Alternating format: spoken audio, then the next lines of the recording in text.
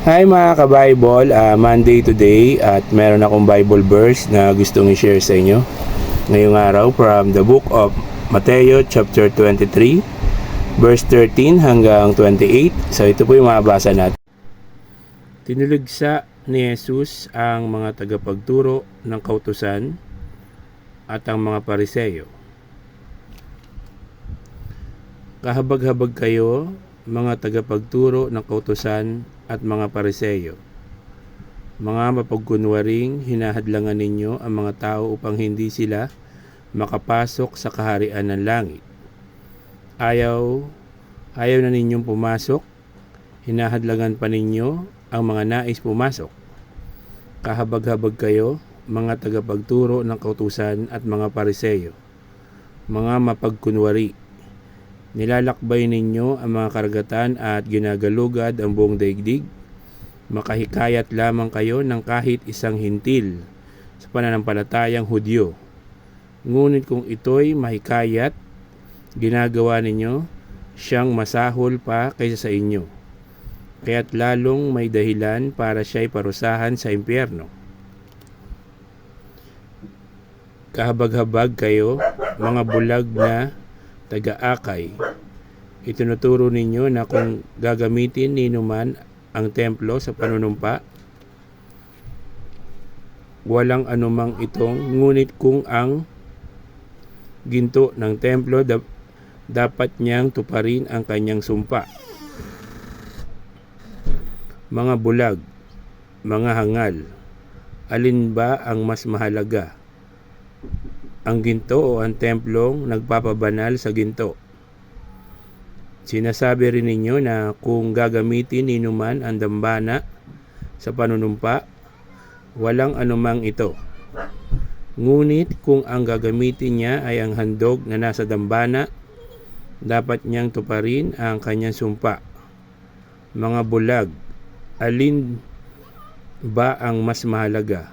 Ang handog o ang dambana na nagpapabanal sa handog? Kaya nga kapag nanumpa ang sinuman na saksi ang dambana, ginagawa niyang saksi ito at ang lahat ng handog dito.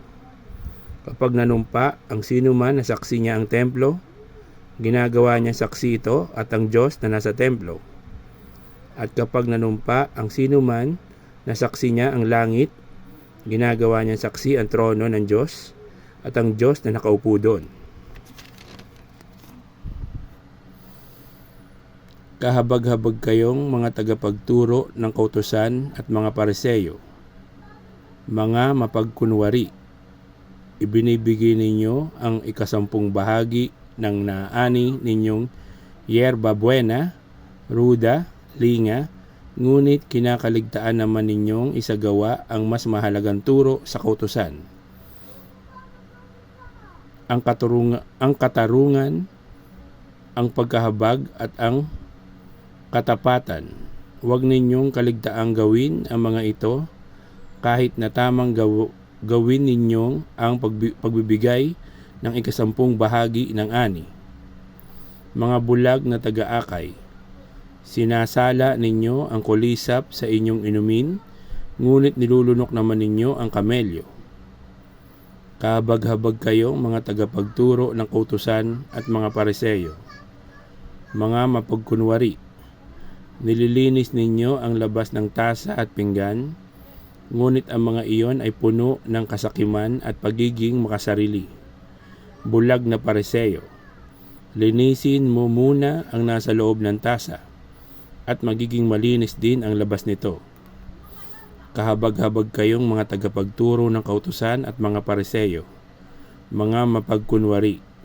Ang katulad nyo'y mga libingang pinaputi, magaganda sa labas, ngunit ang loob ay bulok at puno ng kalansay.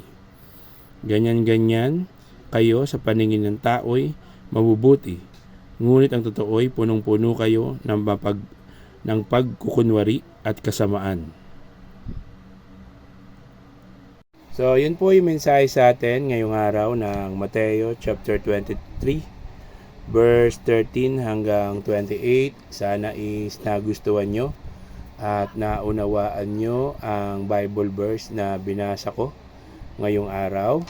So, keep safe. God bless. Always remember, Jesus loves you. Bye-bye. Magsisi at talikuran ang inyong mga kasalanan dahil ang second coming ng Panginoong Hesukristo ay malapit nang dumating. Magpabautismo sa tubig sa pangalan ng Panginoong Hesukristo para maligtas. So keep safe, God bless, always remember, Jesus loves you. Bye-bye. Hi mga ka-Bible, Monday today at meron akong Bible verse na gustong i-share sa inyo ngayong araw from the book of Marcos chapter 1 verse 16 hanggang 20. So ito po yung mabasa natin. Ang pagtawag sa apat na mangingisda. Habang naglalakad si Jesus sa tabi ng lawa ng Galilea, nakita niyang magkakapatid na Simon at Andres na nanguhuli ng isda sa pamamagitan ng lambat. Sila'y kapwa mga mangingisda. Sinabi ni Jesus sa kanila, "Sumunod kayo sa akin at kayo gagawin kong mangingisda ng mga tao."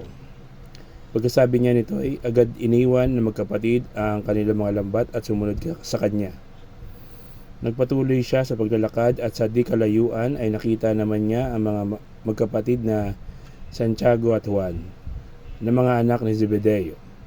Sila'y nasa kanilang bangka at nag-aayos ng mga lambat. Tinawag din sila agad ni Jesus at sila ay sumunod din sa kanya. Iniwan nila sa bangka ang kanilang ama na kasama ang kanilang mga upahang manggagawa. So yun po yung mensahe sa atin ngayong araw ng Marcos chapter 1 verse 16 hanggang 20.